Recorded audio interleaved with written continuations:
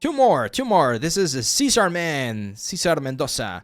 Says, my name is Cesar, graded about a year ago with a bachelor's in digital art and animation from the Tecnológico de Monterrey. Since then, I've been applying to 3D focus roles and picking out some freelance gigs, but nothing consistent so far. About drawing, strategy, concept art, visible in college, exploring 2D, 3D animation, texturing. Okay. I still love drawing, but also enjoy animation, sculpting, and more. Long term, I'd like to focus on character art, but right now I'm casting a wide net. My question is, should I narrow my portfolio to just one medium, 2D or 3D, or is it to keep it varied? I would recommend, Cesar, as for that question, yes. Make sure you nail one. Like, make sure you focus on one. Because especially in these early stages of your career, it's going to be a lot easier to find an opportunity if you have a very specific niche that you want to go for. Oh, you did this one. Yeah, I remember this one from Creatures Unleashed. This was a very original concept. I really liked it. Nice. Yeah, okay, so this is interesting because you have a little bit of everything, as you mentioned. So 2D art and 3D art. I definitely think that your 3D art is stronger. Like right out of the gate, I do feel like your 2D art right now is not up to the level that you might be able to get some opportunities. And your 3D art is definitely a little bit better.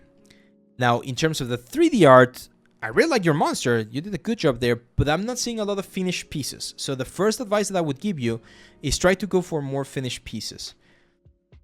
You model this one right here. It's a very interesting decision in terms of the textures. I'm not sure if you're going for like a hand-painted style. It looks very chalky, like if it was made out of chalk. Yeah, I'm not sure, man. I'm not sure. I love the fact that it's a full character and it's posed and everything.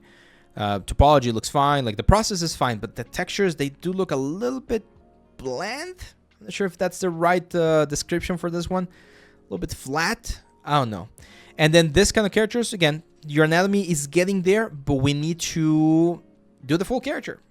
Full characters are always going to be more impressive than busts and studies, okay?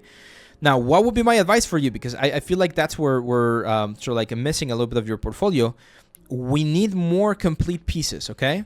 This is like very cel-shaded. Again, I don't love the textures. The textures look a little bit muddy. I think that's the right word. They look a little bit muddy.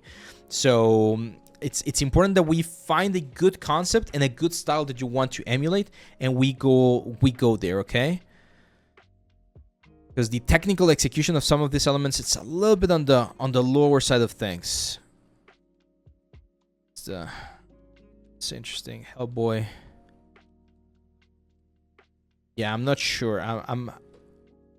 I would recommend you pick more concepts. Like even some of these pieces, I would probably take them out eventually. I think this one is a very strong piece, at least from a design perspective. It looks very, very nice. Texturing wise, again, we need to improve a little bit on our textures and our materials. But my advice for you, Cesar, is focus on 3D.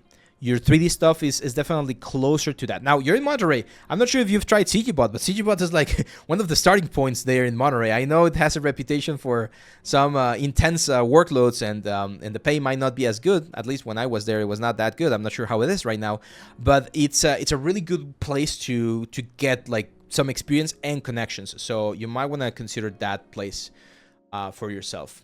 Is degree really important? No, but school will give you certain things that will allow you to get, again, connections. It's like soft skills that are going to train you, such as discipline, responsibility, you know, making sure you are good with deadlines and things like that. So it will give you structure.